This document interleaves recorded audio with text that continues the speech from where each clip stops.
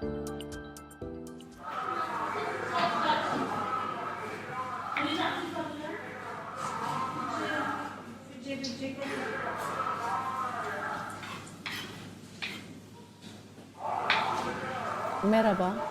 ben Nadia, Suriye'den geldim. Ben kadınım, mülteci mutfağında çalışıyorum. Siyah başörtü koymuşum başıma, bir maske takmışım, gribil bluz giymişim. Önümde masa var, üstünde yemeklerimiz var, falafel var, tabule var. Yanımda da arkadaşım Necle var. مرحبا أنا نجلة سليمان من سوريا بلبس شال أسود بلبس عباية سوداء مريولي بيضة وراي مطبخ نحن بنساوي فلافل نعمل أكل فلافل تبولي ساندويش نحن من سوريا من حلب 2014'te İstanbul'a geldim. 2015'te Okder Derneği'ne tanıştım. Hamileydim. Eşya lazımdı. O yüzden geldim bu derneğe. Ondan sonra sağ olsunlar bayağı yardım ettiler. Bazı arkadaşlarım, komşularım varsa gelebilirler. Ben de tamam dedim. Ondan sonra arkadaşlar gelince burada hep tanıştık bu derneğe. Ben bir ara çıktım doğumdan sonra ama sağ olsunlar arkadaşlar burada bir gruplar ulaştırmışlardı. Evlerde reçel yapıyorlardı. Ondan sonra ben de genleri özledim ve tekrar döndüm. Mutfak kuruldu. Hepimiz de bu mutfakta çalıştık. Hepimiz bir eldik. Birbirimizi seviyoruzdu. Ama sonradan bu hastalık çıktığında çalışmamaya başladık, oturduk. Bize kiralar üst üste geldi. Biz de ödeyemedik. Bu aralarda da biraz iş oldu bizde. Ama yetmiyor.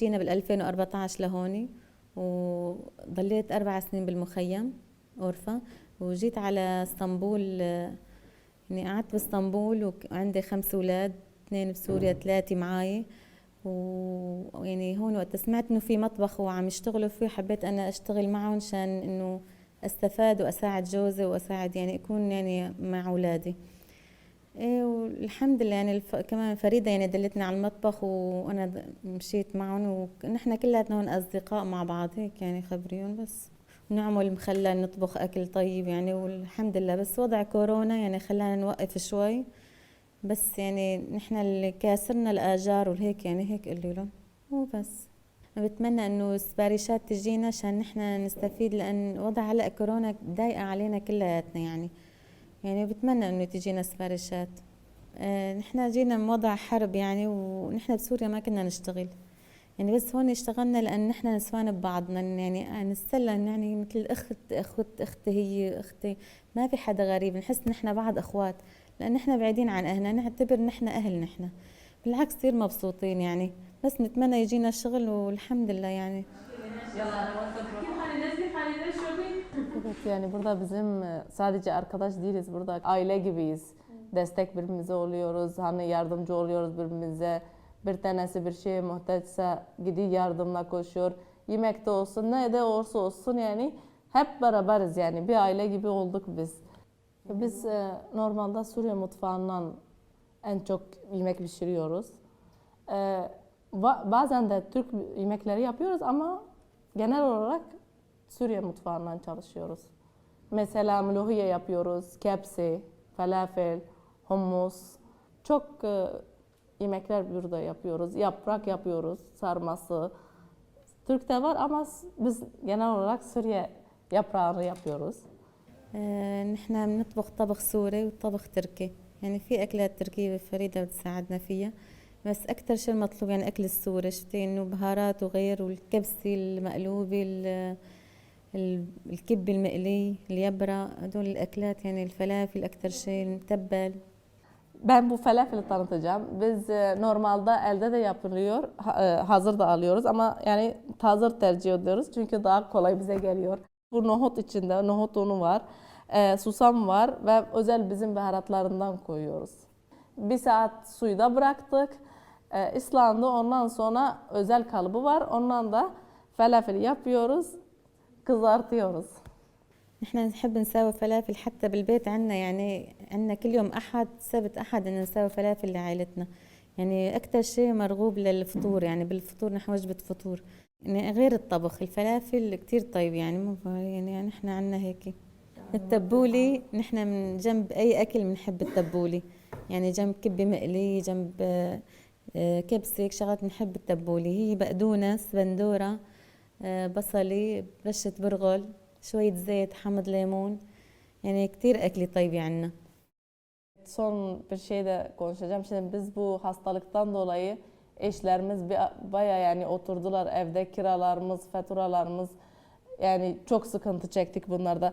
Hani dedik mesela diyoruz bu mutfak çalıştıysa bize çok katkısı oluyor, yani şimdi mesela bize siparişler geldiyse izleyiciler gelsinler, bizi tanısınlar, mutfağımıza gelsinler, yemeklerimizi datsınlar, bizden beraber sohbet yapsınlar, bize tanısınlar. بتمنى انه يجوا لهون عشان يدوقوا اكلنا وتجينا سباريشات، لان الشغل كتير قليل ووضع الكورونا الناس نحن نساعد بعض انا وجوزي يعني بالبيت. بتمنى انه ما يسكر المطبخ، لان نحن الحمد لله مبسوطين، ما خرج نشتغل غير شيء، يعني نحن بالطبخ يعني نحسن نطبخ بس غير شيء لا، ما يعني بسوريا ما اشتغلنا. وبتمنى انه يساعدونا بالاجارات وبس. بدي شيء؟ لا لا يا خالي ده خلصتي؟ يلا نلحق. Merhabalar, ben Feride Abiç. 2 çocuk annesiyim. Ok Meydanı'nda oturuyorum. Ok Meydanı Sosyal Yardımlaşma Derneği'nin üyesiyim de kendim. Gelen mültecilere destek ettik. Dayanışma içerisinde işte ikinci el eşya, giyim, mama ne varsa. Daha sonra kadınlar devamlı gelmeye başladı, istek istemeye başladılar. Çocuk etkinlikleri yaptık çocukları için, savaştan gelen çocukları için. O etkinliklerden sonra kadınlar işte biz bir şeyler yapmaya istiyoruz ama dil bilmiyoruz, yol bilmiyoruz, iz bilmiyoruz. Evlerde reçel yapmaya başladık. İlk önce reçellerle başladık gruplar şeklinde. Çünkü mutfağımız yoktu. Daha sonra o reçelleri evden getirip derneğe, Ok Meydanı Derneği'ne onları hazırlayıp gönüllüler vasıtasıyla kafelere dağıtıyorduk. Oradan çıkan parayı da getirip işte masrafını ayırıp kadınlar arasında bölüştürüyorduk. Sonra derken işte gazetelere çıktık, televizyonlara çıkmaya başladık. Daha sonra işte sesimizi duyan Jiyazet diye bir fon vermek istediler bize. Mutfağımızı kurmak istediler. Üniversite okumuş öğrenciler, mimar okumuş öğrenciler vardı. Onlar hepsinin dekorasyonunu falan onlar ayarladılar.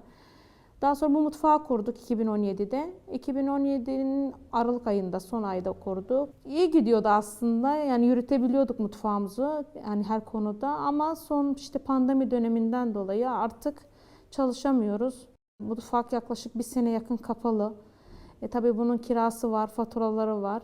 Bunlar da üst üste binince zorluk çektik. Şöyle söyleyeyim, biz 18 kadındık burada. Türkiye'nin yaşantısı çok zor. Kendileri çoğu göç ettiler yurt dışına. Bunun için kalanlarla beraber yola devam ediyoruz.